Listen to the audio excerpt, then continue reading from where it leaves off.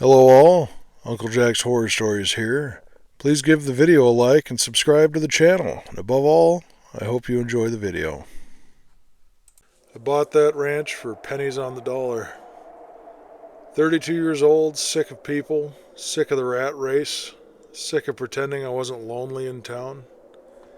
It took me sitting in yet another traffic jam, extending my already hour-long commute, to come to a conclusion that I should have years ago. I needed out. They said I was a fool. Several thousand acres, cattle included, and an old homestead nobody had lived on in decades. But I signed without blinking. I was done with it. I was done with it all. Done kissing up to a boss who couldn't remember my name. Done with getting my car broken into every other week. Done never seeing the stars. So now it's just me. Me, the cows, and the wind. It's good land, mostly flat and seemingly endless, with the Badlands cutting through the North 40. There's no cell reception out here for 20 miles, and the nearest neighbor's house is so far I could scream my lungs out every night and no one would hear. I've even thought about doing it just to see what it feels like. And in the center of it all, like a buried splinter working its way to the surface, is the trading post. Locals won't talk about it, it's not on any map, but it's real. A sagging wooden structure, bones of a dead town around it. Old saloon, blacksmith, few foundations long eaten by the prairie. It's rotting like a corpse too stubborn to lay still, sunken into the land as if it's being swallowed. The ghost came with the deed, I guess. At first, I just saw things. Lantern light flickering at night when there shouldn't be any. Footsteps on the porch when the moon was up. I figured I was tired, going crazy, but it kept happening. Then they started talking. Not out loud, never loud, but in my dreams. Or in the soft rustle of the cottonwoods that weren't supposed to be whispering at all. They're not bad, most of them. There's a man in a bowler hat who nods to me from the trading post steps some evenings. A kid I hear laughing near the old well, even though I never see him. And then there's her. She's young, maybe mid-20s when she died. Hair like straw in the sun. A prairie dress that floats when she moves, even though there's no wind. She watches me work sometimes from a distance. I'll look up from hauling hay and see her in the tall grass, half there, half gone. I don't think she knows how pretty she is, which makes it worse somehow. I talk to her when no one's around. She doesn't answer, but she doesn't leave either. I like to think we would have gotten along back then. But then there's another one. Something that doesn't show itself until it wants to. It hates me. I feel it sometimes. Pressure behind the eyes, a cold spot in the barn that follows me like a breath on the back of my neck. Whatever that is has been escalating since I arrived here on the farm. The cattle won't go near the trading post anymore. I lost 3 of them last week. Found their bodies curled like they'd been crushed from the inside. No blood, just broken. While my job in the city afforded me this place, it didn't leave me with much after that. I couldn't afford to start losing cattle. I had to find out what the deal was with that abandoned town before it ate more off my bottom line than I could afford. The locals obviously won't help since they clam up at the mention of the place. Luckily, every one-horse town in this part of the country seems to have a museum of some kind or another. It took time, but I dug up the truth in the form of what must have passed for an incident report back then from the local marshal. That town wasn't just abandoned, it was cursed. The man who ran the post, name of McCready, stole from a nearby Lakota burial site. Trinkets, beads, and something they called the white bone charm. He thought he could sell it, trade it, profit off of sacred ground. Instead, something followed him back. Then the sickness hit the town that winter and no one survived. If I had to take a guess, McCready still lingers. And that spite hasn't dwindled over the years.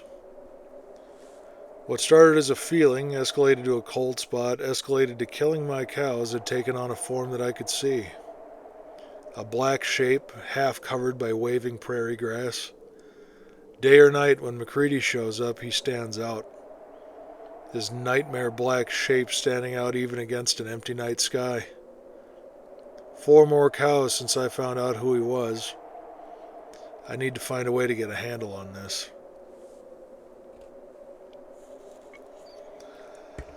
He wears a preacher's coat now. Thinks it hides the rot underneath. I've seen him once, near the post, standing under the overhang, while the wind howled like a choir of the damned.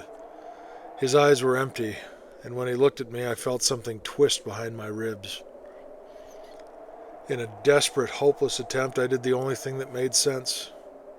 I asked the spirits. Not out loud, but in the quiet moments.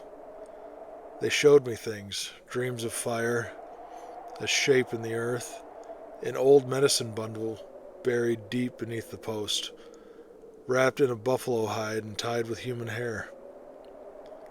That's the white bone charm. If I dig it up, I might be able to end this. I don't know how, but everything the spirits have been showing me lends weight to this relic. But I don't know what it'll do to the others. The girl, the boy, the man in the bowler hat. They've been stuck here too long. Maybe they'll fade, maybe they'll move on. Or maybe McCready's not protecting the charm. Maybe it's protecting us from him. Either way, I start digging tomorrow. And tonight I'll leave the porch light on, just in case she's out there. The ground didn't give easy. I started digging at sunrise behind the trading post, near where the wind always seems to die and the flies get thick even in the cold. The dirt was packed hard with the years, dry as a bone. Every shovel thrust felt like I hit something just beneath the surface, something that didn't want to be disturbed. By the second hour I found wood, charred black, beneath it buffalo hide, wrapped tight, stained with time and something darker. I didn't open it, not yet. That night I dreamed again. I was standing in my own barn. I saw a boy, 6, maybe 7. The clinging dust of this wide open prairie sitting comfortably on his cheeks, sitting in the hayloft above me, drawing in the dust with a stick. He was alone, small, forgotten. I started to call out to him when I blinked and that boy was immediately in front of me, a finger pressed to his lips, shushing me. I choked down a startled yelp when he took my hand and led me to the abandoned town. The world in this dream was odd, absolutely noiseless. The kind of quiet that almost makes you feel pressure. The wind was blowing as it always seemed to be out here, but the usual hiss of the long grass was entirely absent. The boy walked soundlessly through that grass, not disturbing their motion with his passing. He led me to the well, a squat stone structure that was not spared the erosion of time that was actively trying to swallow the rest of the town. Without turning, he raised a thin, pale arm and pointed at the well. As soon as his arm stopped moving, a horrifying, echoing roar erupted from the remains of the trading post. My head snapped towards the sound, only to see a hellish fire billowing out of the structure. My breath caught in my throat. I turned back to the boy, only to see that he was gone, vanished without a sound. Turning back to run, my sight was filled with a screaming, emancipated form in a preacher's garb. I woke up then, blood in my mouth from biting my tongue.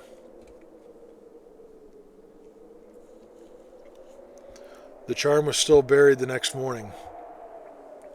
I unwrapped it with gloves, hands shaking like a leaf in a gale. It was a piece of carved bone, maybe elk, maybe human, inlaid with red stones that pulsed faintly in the dark. inlaid with red stones that pulsed faintly in the morning sun, like they had their own heartbeat. I swear it was breathing. The second I touched it, the air changed. The wind reversed direction, and every cow on the ranch lowed at once like they were mourning. And then I saw him, McCready, standing inside the trading post, hands folded like a preacher ready to give his final sermon.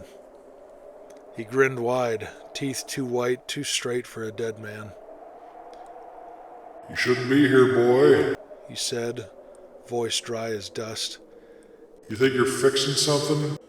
You're just opening the door." Behind him, the walls twisted and the shadows screamed. I clutched the charm and ran. I took it to the well, near where the kids' laughter always echoed. I whispered a prayer I didn't know I remembered. Something in Lakota. Something the wind taught me in my dreams. Then I dropped the charm in. The sky turned the color of bruises. The post burned not with fire, but with light. A silent, calming, holy light that cracked through the roof beams and spilled from the windows like the sun had been trapped inside for a century. McCready screamed and then didn't. It's quieter now. She doesn't appear as much, the girl. But once, a few nights ago, I saw her walking towards the horizon at sunset. She looked back only once, smiled, then faded into the wind. The cattle are calm, the grass grows taller, but I've been dreaming of the well. Not what's in it now, but what left it. The bowler hat man still shows up sometimes, and when he tips his hat to me now, there's a sadness in it, like he knows something that I don't. I think maybe the ranch needed a keeper, not just to work it, but to pay. And now that I've put McCready to rest, there's no one left who knows the truth but me. I've stopped aging. Not fast, anyway. Crow's feet that used to show up after too much sun have faded. Scars I earned branding calves are gone. My reflection lingers in the mirrors longer than I do. Something sacred was removed from where it was supposed to be, and someone had to answer for it. I don't think I'll leave this land. I don't think I can.